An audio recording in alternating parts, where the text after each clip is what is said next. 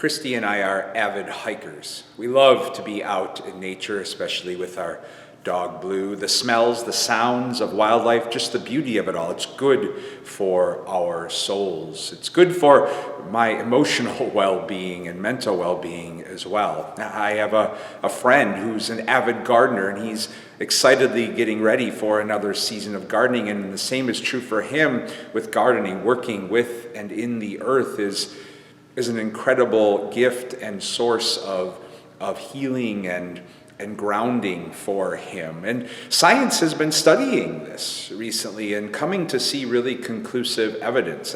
They call it forest bathing, of spending intentional time with and in the earth and within creation has measurable benefits. It's able to reduce depression and anxiety and alleviate some stress in our lives. One of the scriptural stories that we're invited to linger over this Lenten season is the story of Jesus in the Garden of Gethsemane.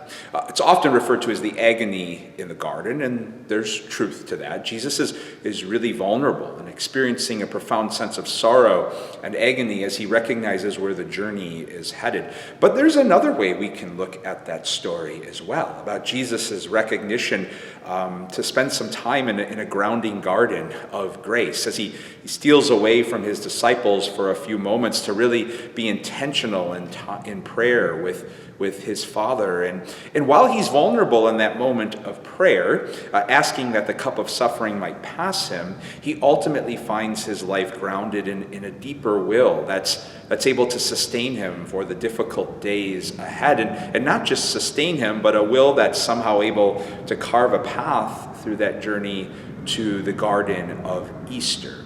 And then that is a holy Lenten invitation for us to pause and pray about, to spend some real intentional time in those grounding gardens of grace for us. Maybe that's time then spent hiking or gardening, or maybe it's just those grounding gardens are found in some really trusting and healthy relationships with others or with communities that we identify with.